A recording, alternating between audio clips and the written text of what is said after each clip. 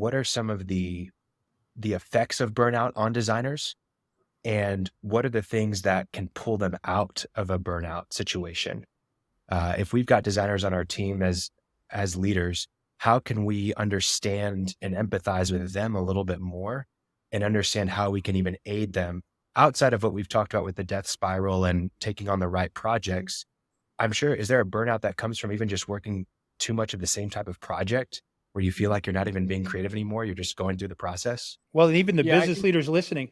And what are those symptoms to look for, Satchel? I think some of it is listening. You know, I think that um, Khalil talks about this idea of, are you running the business or are you in the business? I'm not exactly sure what that means, but it fascinates me.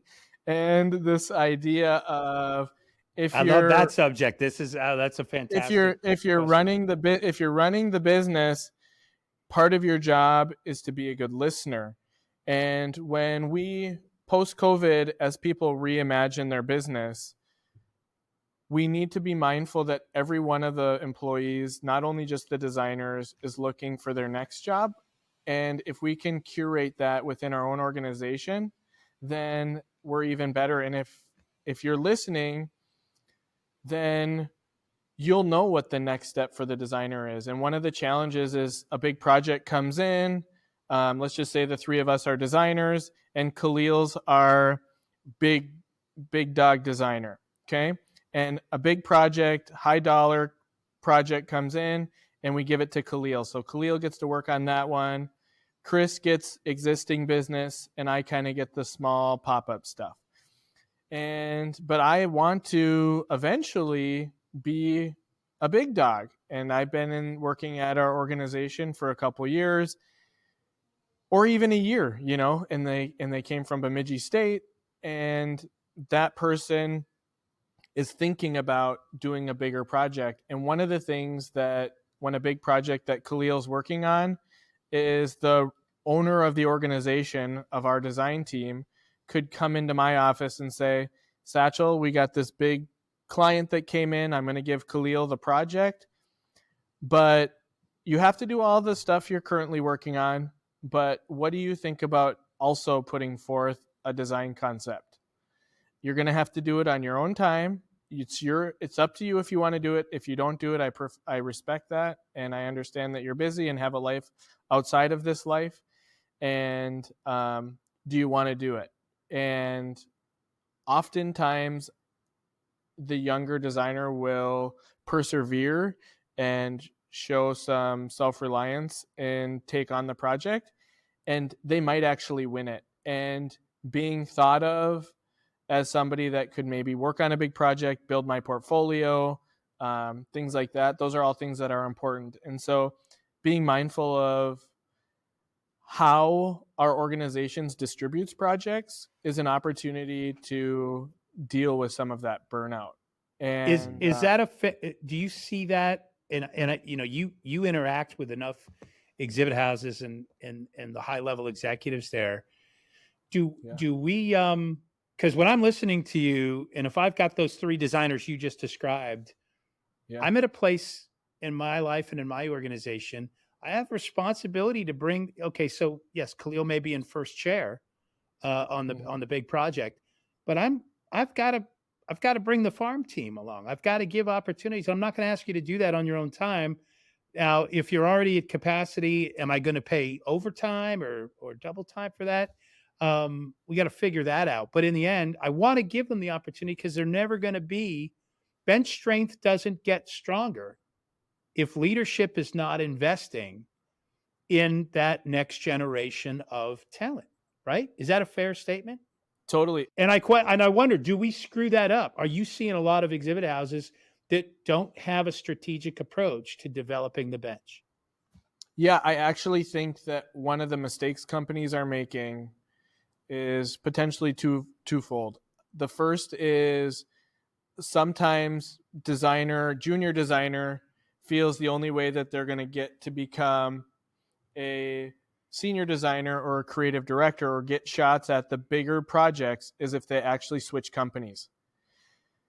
And that happens. And then the companies, we have a discussion about it, and they're like, why do you think they left? And it was like, well, they wanted a shot at the bigger projects. And you they still see said, them as a production artist, not as a designer, right? yeah, That's a great point. and they went to school to be a designer on some of these bigger projects. And they may think, the challenge is that they may think that they're ready for a big project a year in or 6 months in. And if you can afford to throw them this project, then that's fine. But sometimes, if you can afford it, sometimes just saying, here's the deal. I want you to feel valued. I see you growing in this organization, and this project came in. I want you to know that 20% of your time, I want you to work on this project. Even if they don't meet the deadline, let's say the deadline is in 2 weeks, but you want them to do this project and they submit it in a month. And KHALIL gets to submit his, and that's the one you actually pitch to the client. But then then I get to pitch it, but I do almost like an internal pitch. And because I want to build my portfolio and I want to get better. I don't just want to continue to design 10 by 10s and table drapes. You know what I mean? And I want to start thinking about things like drayage, and I want to start thinking about things like hanging signs, and but there's only certain level of projects do come in the door that have that kind of budget. Satchel, you just answered your own question about the difference between working on the business and working in the business. The high level exhibit house owner that's still his own top salesperson, who comes to KHALIL with every project because KHALIL's the top hitter on the design team and he wants it done and he wants to go to the front of the line, and that's a guy that's working in his business, and be damned with how disruptive it might be. The guy you just described that's conscious about, hey, I really want 3 KHALILs. So I've got to bring young Satchel along and Griffin along. And so when you sit there and you're literally strategically thinking about assignment, or, yeah, we may pitch this one, but I'm going to show you the respect, and you're still doing a pitch. It just may be internal. My point is, you are working on your business when you are doing things like that. You are developing the pitch. And so I think that's a great example right there of what is the difference. When you're tree top height, right, and you look down, every military group that goes into a war zone, and we do battle in the design world every day, right? You've got to have somebody on Overwatch, somebody that's looking down to say, okay, group's getting thirsty here. We got to bump them this way. Or, hey, there's a cliff. We can't keep running full speed that way. We've got to move. If there's not an owner or a business leader that's working on the business on Overwatch there, everybody's at risk at some point. And I think burnout is the number one, or PTSD. That's the number one thing. And the real cost, like you said, they go looking for work somewhere else, and exactly. That's brutal. Yep. And the other thing is, not only do we want to challenge and support all of our designers, and that may look different. We still want to, even if KHALIL's our big hitter designer, we still want to challenge and support him. And that might look different than it looks for Griffin and what it looks like for Satchel. So as the person that is running the business, they need to be listening to make sure that they know how to adequately challenge and support each one of their employees. One of the ways that they could support the design team is sometimes they continue to get design projects, and they're the ones that are staying late and putting in the hours, and then they don't always get in on the action. And so even there should potentially be some type of percentage. The salespeople oftentimes get some type of commission for a project, and it would be really interesting when we reimagine our companies post-COVID to get the design team in on the action. And then they will, sometimes we talk about creativity as if, designers, they design things, but they don't understand gravity.